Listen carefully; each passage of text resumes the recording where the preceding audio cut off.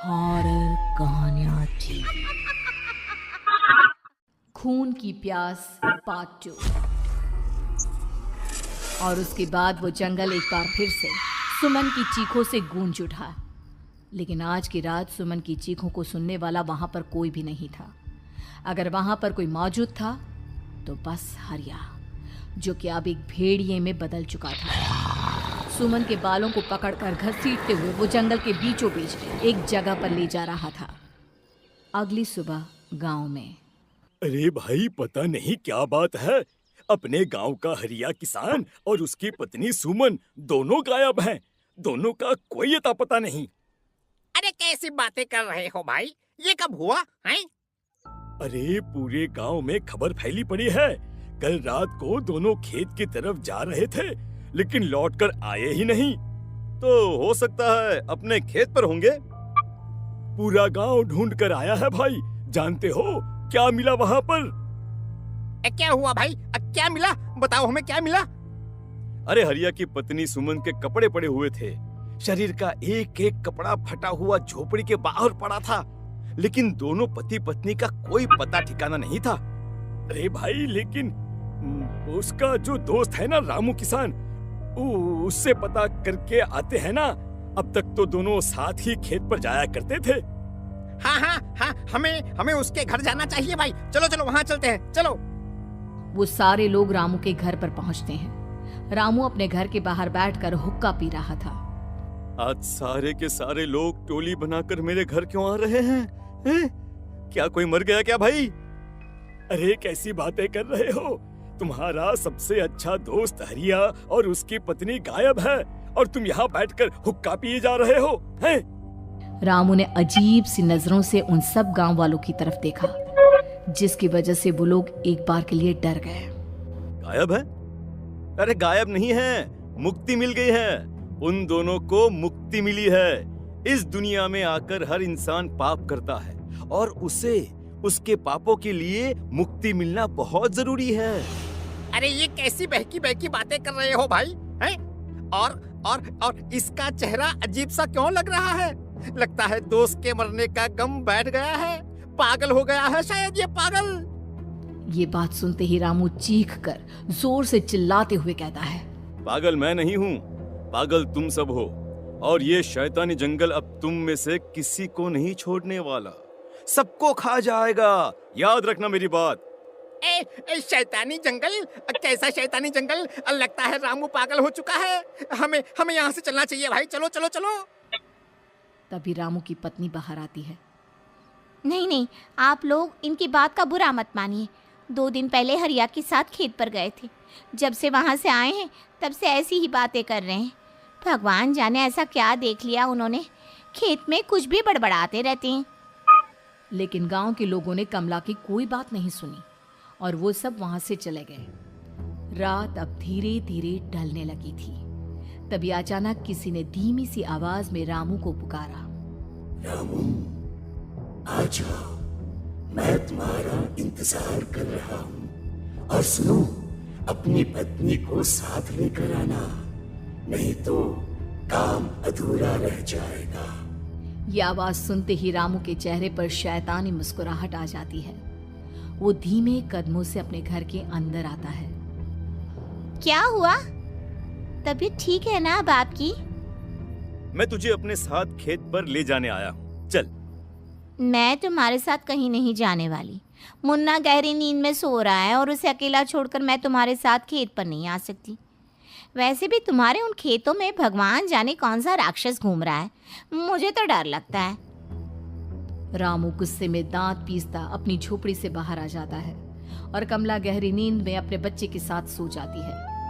तभी अचानक रात को रामू की झोपड़ी के ऊपर एक साया वही गाना गुनगुनाते हुए घूमने लगता है, जो हरिया के मोबाइल में बजा करता था। मैं मौत हूँ, मौत हूँ, मौत जो पसरी है चारों ओर, जो आएगी कहीं से भी निगल जाएगी सबको। मैं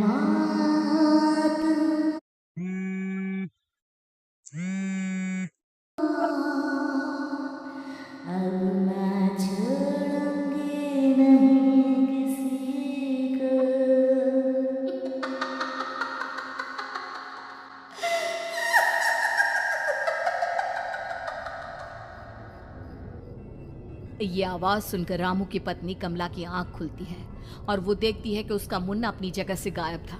कमला चीखते हुए बाहर दौड़ कर आती है। वहां पर उसने देखा कि रामू ने अपने बच्चे को झोपड़ी के बाहर एक पेड़ से उल्टा लटकाया हुआ था और उसका बच्चा चीख चीख कर रो रहा था। वहीं दूसरी तरफ एक साया बच्चे के ठीक नीचे आग जलाकर उसके चारों तरफ हैवानों की तरफ नाच रहा था। छोड़ दो मेरे बच्चे को। अरे क्या कर रहे हो तुम? शर्म नहीं आती तुम्हें अपने ही बच्चे को इस तरह मौत के हवाले करते हुए? अपना बच्चा? किसने कहा ये मेरा बच्चा है? अरे ये तो उस रामू की औलाद है, इस गांव के किसान रामू की, और मेरी दुश्मनी इस गांव के हर इंसान के साथ है। क्या कैसी बात कर रहे हो तुम? और ये औरत कौन है? ये मेरे बच्चे को खा जाएगी। तभी अचानक से उस साया ने एक बेहद खतरनाक दिखने वाली औरत का रूप ले लिया और उसकी आंखों से आग निकल रही थी। सही पहचाना तूने। मैं तेरे बच्चे को खा जाऊंगी। अगर तू अपनी इस हैवान पति रामू के साथ जंगल नहीं आई तो मैं तेरे बच्चे को खा जाऊंगी। लेकिन क्यों? आखिर क्या चाहती हो तुम मुझसे? मुझे जंगल क्यों ले जाना चाहती हो? औरत बुरी तरह से ठहाके मार मार कर जोर जोर से हंसने लगी और साथ में रामू भी। ये तो तुझे वहाँ चलने के बाद ही पता चलेगा ना। अगर तू नहीं आई तो थोड़ी देर में तेरा ये बच्चा आग में जलकर मर जाएगा। चल जल्दी। नहीं नहीं, मेरे बच्चे को छोड़ दो। तुम जहाँ कहोगे मैं तुम्हारे साथ चलने के लिए तैयार हूँ।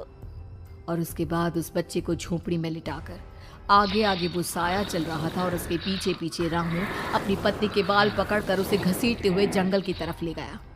जंगल में जाने के बाद कितनी खूबसूरत हो तुम। आज की रात बस तुम और मैं एक दूसरे के साथ रहेंगे। मुझे तुमसे बहुत डर लग रहा है। तुम्हें क्या हो गया है? तुम तो बिल्कुल ठीक थे। वो होगा जो हमारे बीच होना चाहिए। तो आओ आओ, अपने आप को मेरे हवाले कर दो। कमला ने डर की वजह से अपनी दोनों आंखें कसकर बंद कर ली थी। रामू ने बुरी तरह से चीख कर कमला से कहा, आंखें खोलो अपनी और मेरी तरफ देखो। कमला ने जैसे ही अपनी आंखें खोली उसने देखा कि रामू एक खतरनाक खूनी हैवान में बदल चुका था।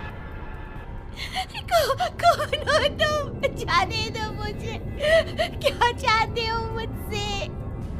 वही जो एक आदमी एक औरत से चाहता है। मैं तुम्हारा पति रामू नहीं, बल्कि इस जंगल का एक भेड़िया हूँ, और आज की रात तुम्हारे खून से अपनी प्यास बुझा जाऊं। और उसके बाद वो जंगल कमला की दर्दनाक चीखों से गूंज उठा। अगली सुबह कमला के कपड़े भी जंगल में उसी तरह पाए गए जैसे कि सुमन के पाए गए थे। इस घटना के बाद पूरे गांव में दहशत का माहौल था। अपने माँ बाप की मौत और गांव में हो रहे इस तरह की घटनाओं की खबर सुनकर किशन शहर से गांव लौट आया था। अपने माँ बाप की बेदर्द मौत की वजह से वो बहुत परेशान था। तभी अचानक उसे अपने घर में खाट के नीचे पड़ा हुआ वो मोबाइल फोन मिला जो उसने अपने पापा हरिया को गिफ्ट किया था। अरे कितने प्यार से पापा के लिए मोबाइल फोन लेकर आया था। इसे एक दिन भी काम में नहीं ले पाए। और आखिर कौन है जो गांव में इस तरह की हत्याएं कर रहा है? क्या है इन सब के पीछे? क्या है? मुझे पता करना ही होगा, वरना एक दिन पूरा का पूरा गांव खाली हो जाएगा। इस गांव में एक भी जिंदा इंसान नहीं बचेगा। गांव के लोगों की मदद करने के इरादे से किशन अपने गांव से दूर एक दूसरे गांव में बहुत बड़े तांत्रिक के पास मिलने के लिए गया। तांत्रिक बाबा, अब आप ही कुछ उपाय बता सकते हैं। भगवान जाने हमारे गांव को किसकी नजर लग गई है। नजर नहीं लगी है, किसी ने तुम्हारे गांव को बद्दुआ दी है। किसी सताई हुई आत्मा का प्रकोप है, और अब वो पूरे गांव में किसी को नहीं छोड़ेगी जब तक उसकी आत्मा को शांति नहीं मिल जाती। अरे लेकिन ऐसा कौन है बाबा? किसकी आत्मा है और कैसे मिलेगी उसे शांति? मौत है, मौत कहीं से भी आएगी और सबको निगल जाएगी। इससे बचने का सिर्फ एक ही उपाय है, लेकिन उस उपाय को करना आसान नहीं होगा। जो भी उस उपाय को करने की कोशिश करेगा उसकी जान जा सकती है। भले ही मेरी जान चली जाए, लेकिन मैं अपने गांव के लोगों की जान बचाने की पूरी कोशिश करूंगा बाबा। तो ठीक है फिर, अगली अमावस की रात जैसा मैं कहता हूँ वैसा ही करना। अमावस की रात तांत्रिक के बताए अनुसार किशन अपने साथ केरोसिन लेकर जंगल की तरफ चल पड़ा। उसके हाथ में देवी के मंदिर का सिंदूर भी था। किशन जंगल के बीचों बीच पहुंचा। ये देखकर उसकी आंखें फटी की फटी रह गई। वहां एक उबलते पानी का तालाब था और कई लोगों की लाश लटक रही थी। किशन की माँ बाप की लाश भी वहीं थी। माँ, बापू, क्या हो गया? ये क्या हो गया? तभी वहां पर एक औरत और आदमी आते हैं। उन्हें देखकर किशन चौंक जाता है। गोपाल काका, आपकी तो 5 साल पहले मौत हो गई थी। और निर्मला काकी, आप? मौत तो हो गई थी, लेकिन तुम ये नहीं जानते कि हमारी मौत कैसे हुई थी। क्या कहना चाहते हैं आप? कुछ नहीं, बस ये जान लो कि अब इस गांव में कोई जिंदा नहीं बचेगा। लेकिन क्यों काकी? क्योंकि 5 साल पहले इन गांव वालों ने मुझे डायन बताकर पत्थर मार मार के मार डाला। मेरी कोई गलती नहीं थी। गांव का एक बच्चा क्या लापता हुआ, सारा इल्जाम मेरी पत्नी पे डाल दिया। और जब मैंने निर्मला की जान बचाने की कोशिश की तो मुझे भी मार डाला। आपके साथ ये बहुत गलत हुआ काकी, लेकिन आप जो कर रहे हैं वो भी सही नहीं है ना? तुम यहाँ से चले जाओ, वरना तुम भी नहीं बचोगे।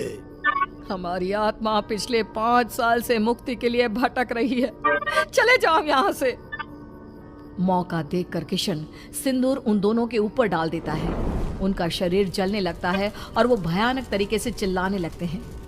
अगले ही पल किशन उनके ऊपर केरोसिन डाल देता है और वो दोनों जल जाते हैं। किशन अपने माँ बाप और दूसरी लाशों का अंतिम संस्कार करवाता है और अपने घर लौट आता है। लेकिन वो अभी भी इस बात से अनजान है कि मोबाइल अभी भी बज रहा था।